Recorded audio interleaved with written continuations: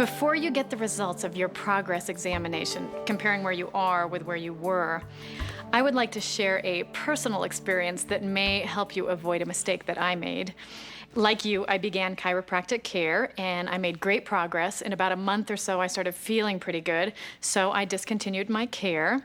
A couple of months passed and I noticed my problem came back. When I returned to the office, I learned that there are 3 reasons this can happen. The first reason is our cultural perception of what we think health is. As early as grade school, we learned that the presence of symptoms such as a fever or a rash meant we were sick. We stayed home from school and we returned once we felt better. No wonder most people think that health is about how they feel. Now, I like feeling good as much as anyone, but how we feel is a poor judge of one's health.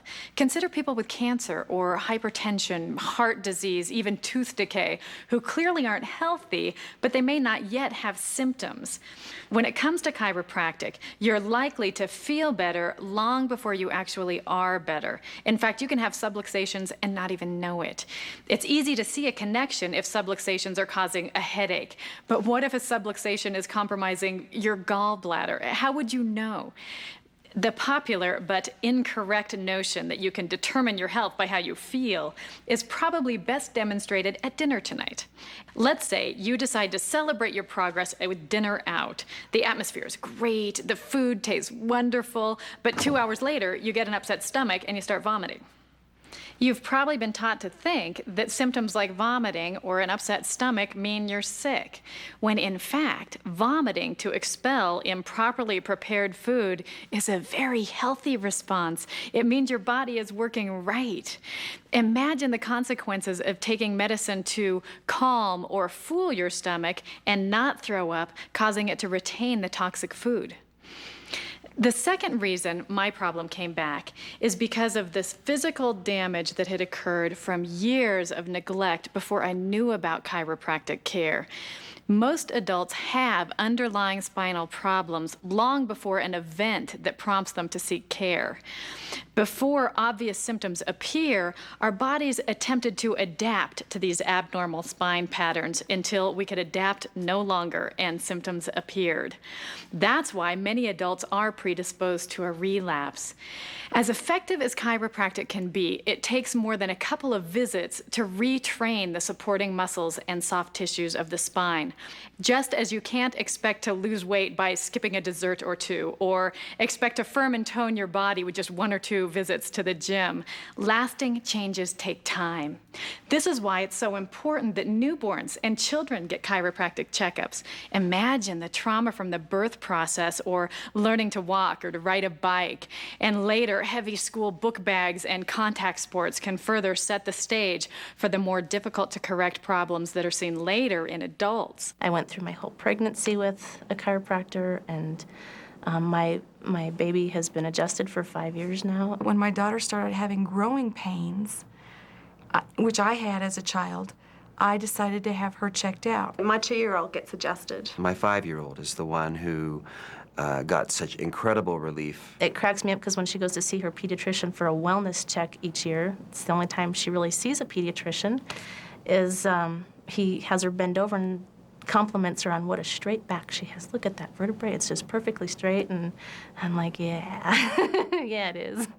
The third reason why many of us suffer a relapse is environmental in nature.